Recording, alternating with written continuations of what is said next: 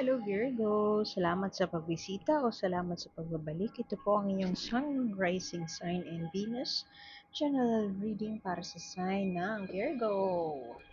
Kunin niyo lang po kung ano yung nakarelate kayo, tapos niyo hindi. Kung hindi nakarelate, okay lang yan. Maaaring ang reading sa susunod na buwan ang siyang makakarelate tayo. So subscribe lamang po tayo para maabuti natin ang pag-upload ng bagong reading na iyon. Pero, naniniwala ako meron at merong dahilan kung ba't tayo napadpad dito. Bukod syempre sa algorithm. ay, masyadong dalawa sila. Balik natin. Silipin natin yung end of deck. Ooh, opulence, luxury. Okay. May dahilan kung ba't tayo napadpad dito. Okay? So, maaaring may mensahe mula sa deck na ito, sa deck na yon, sa deck na yan, lalo na dito, Oracle, na applicable or may mapupulot kayong mensahe, one way or another. Eight of Pentacles, kanina opulence, no? So, maaaring ikaw ay may pinagdadaanan na hardship na may kinalaman sa pag-earn, pwedeng sa career, pwede din sa health. So, pwede na parang saan ba patutungo to? I've been working so hard, masyado kong pinagsisimikapan ang mga ganap dito at ang trabaho ko, trabaho sa pamilya, pwedeng gano'n. Pero parang hindi pa siya nagbe-bear ng fruit. Pwedeng nawawalan tayo ng pasensya, napapagod na. Kasi masyado tayong masipag, no, Virgo. Ang sipag-sipag ni Virgo at very focused siya dun sa kailangan gawin. Pero this October parang medyo nakakapagod. Parang ayoko na ganun.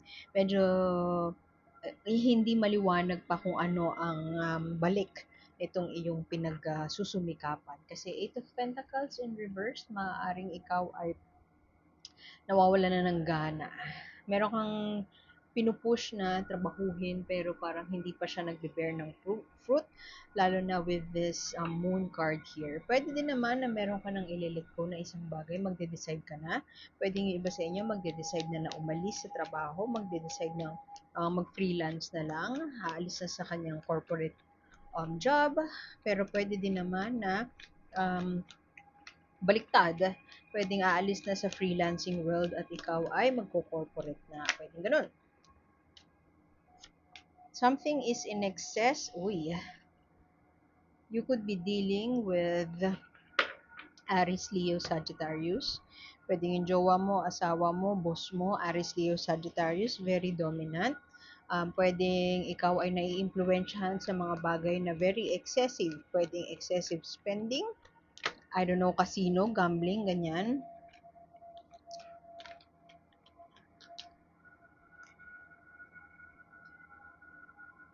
Parang wala nang pakialam.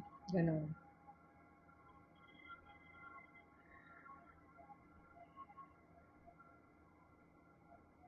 Itong Aries, Leo, Sagittarius ito, huwag masyadong maging tied up dun sa signs na yon.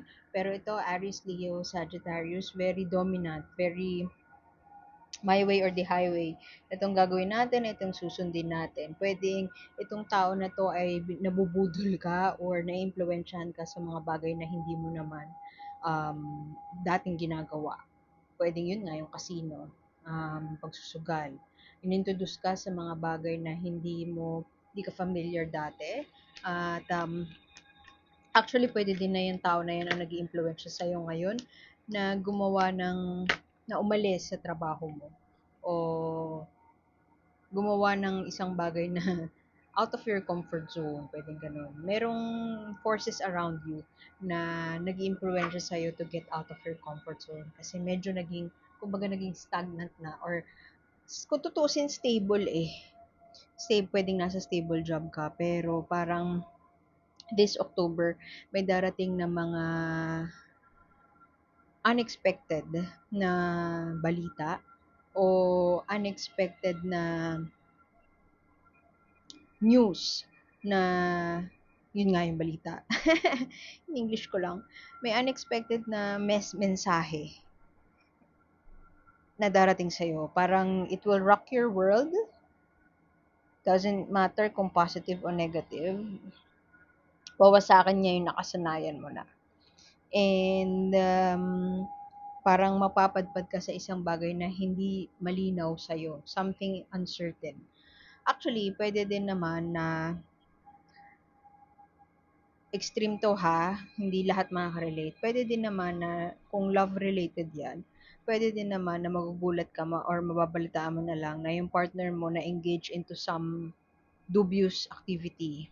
Kahit kaduda-duda, kahina-hinalang activity, puwede din namang cheating. Wala akong nakikitang cheating dito pero puwedeng gano'n. Something na hindi mo ine-expect na gagawin niya, mangyayari. So, ikaw 'to, cozy ka dun sa bubble mo, pero may mangyayaring extreme o excessive na magpupush sa'yo na mag-decide na once and for all sa isang bagay na matagal mo nang hino-hold off. Pwede kasing investment ito sa property, lalo na ang core energy mo ay pentacles na may kinalaman sa pera, at mapupwersa ka ni universe na lakasan mo ang loob mo or finally makinig na sa mga kaibigan mo. Medyo parang hindi ka, medyo may konting tigas ng ulo at tigas ng ulo kasi parang bago sa'yo, siguro na-excite ka. Uncertain siya pero meron kang ano, you will take that leap na i-explore siya. Ito, hindi inaasahang pangyayari. May mga tao sa paligid mo na nag iimpluwensya sa desisyon mo. Pwedeng ikaw yung dominant, ikaw yung matigas ang ulo, ikaw yung strong ang personality, ganito dapat yung masusunod. Pero pwede din naman ikaw to. Ito yung isang tao na nakikita ko sa reading mo. Dalawang tao ang nakikita ko dito. Isang yun nga, Aries, Leo, Sagittarius. Don't be stuck up do sa signs na yun. Pero yun yung usual na energy. Strong, pwedeng stubborn, pwede din naman na very dominant nga eh, bossy, pwedeng ganun.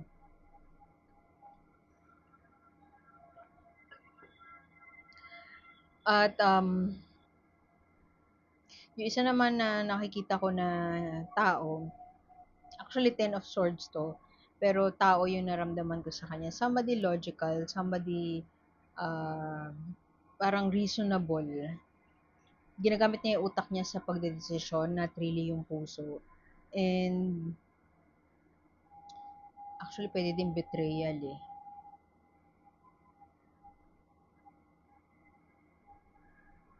Malulure ka into something na hindi mo nakasanayan. Hindi mo siya usual na ginagawa. Yung gambling talaga yung unang pumasok sa isip ko eh. Pero pwede din kasi na pwedeng crypto. Something na hindi ka familiar dati.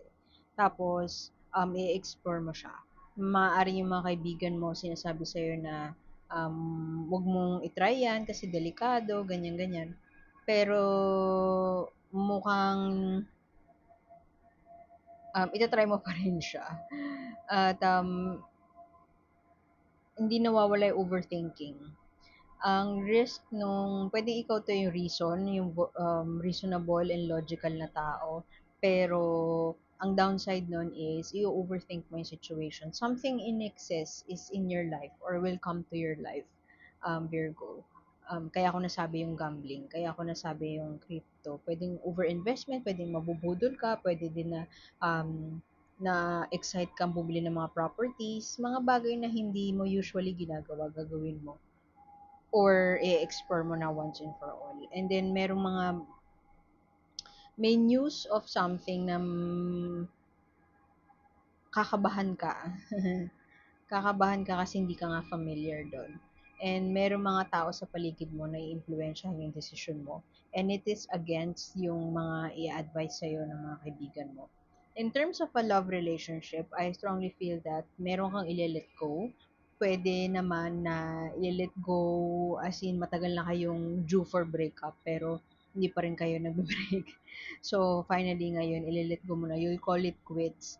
And then, parang, pwede din kasi yung news or yung something that would rock your world, mababago yung mundo mo, mababago yung takbo ng buhay mo.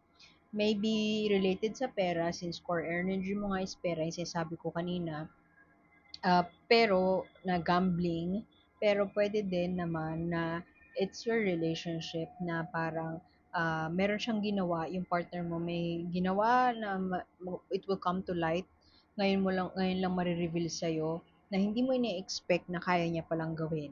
I don't know what that is.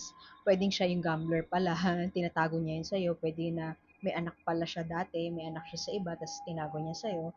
Ngayon mo lang malalaman. So, what used to be yung akala mo na perfect na relationship or soulmate relationship ay hindi pala. Yun yung news na, sudden news na darating sa'yo ngayon.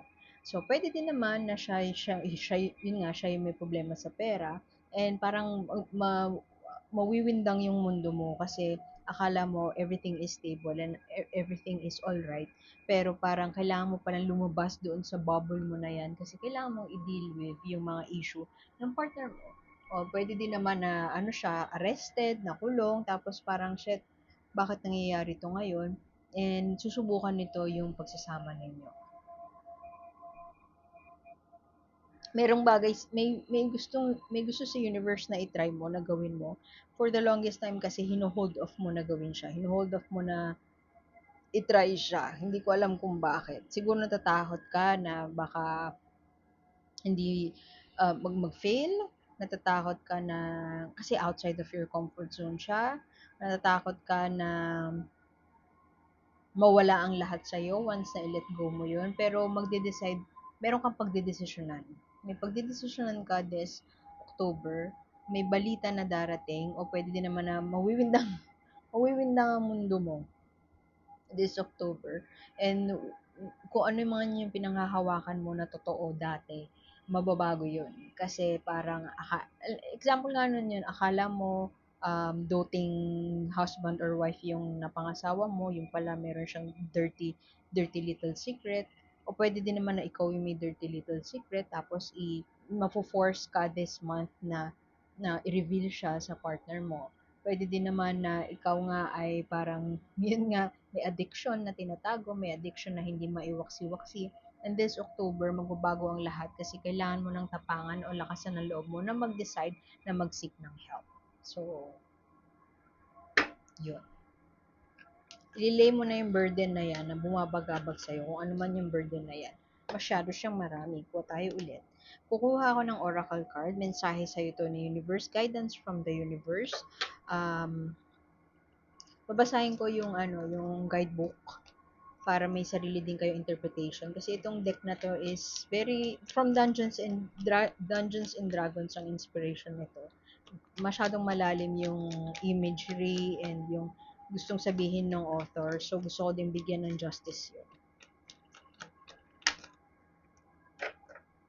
Ito, kunin natin yan. The Guide, Inheritance, Correction. Uy! Yan mo mabuti yung card. Ang ganda oh. And then, let's find the guidebook and read the message. The guide. Saglit lang.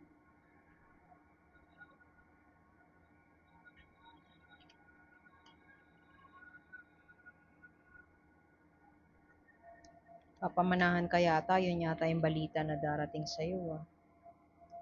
Tapos mawiwindang ka kung paano aayusin yun.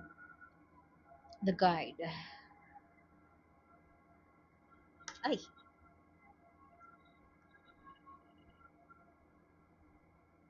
Beneath the thundering echo of a waterfall, a bell rings, clear and compelling, commanding the attention of all close enough to hear. Almost without thinking, you feel your feet turn you towards the waters and the figure beneath. The guide has inherited their position, and the path they walk has been predetermined. It is their role to correct the mistakes made by their predecessor and set things to right. Ow! You're in a situation that isn't ideal, but it's up to you to make the most of it. Holding a grudge against what led you here won't achieve anything. It's time to accept the cards you've been dealt. Once you're on the other side of this, you'll be better placed to reflect on what you've learned from the experience. But for now, it's time to put in some hard work and push through. Perfect. This is, ang upright nito ay hard work. Reversed, maaaring yun nga, kinatatamaran na na aralin, kinatatamaran na na gawin. Maaaring yun nga, whatever news that will come to you will shake your world, pero walang point na sisihin mo pa yung mga tao na may kagagawan nun. Kung itong tao na to ay na-lure ka, na-seduce ka, or na-tempt ka into doing something na against your will, perhaps it's part of the process. Patawarin mo na siya. And may choice ka naman nung una pa lang na sundin ko ano yung wisdom mo, inner wisdom mo. And kung hindi mo sinunod, well, it's your fate na rin na parang kapalaran mo na talagang pagdaanan yon at matuto from there. So itong guide, sinasabi sa'yo ng universe ngayon na whatever it is that you choose, huwag ka na sulking, huwag ka na magtampo, huwag ka nang magsisi, huwag ka na magalit sa sarili mo kasi kasama siya sa proseso. At kasama siya sa pag-intindi, pagpapatawad, at parang redirection lang siya into something na kailangan mong matutunan. Lakasan mo ang iyong loob at maybe listen to your friends din at huwag matigas ang ulo. So, yun. Iwan ko na yun doon. Like, share, subscribe lamang po. At sana makita ko kayo ulit next time. Virgo, ako po si A. And see you soon. Bye-bye!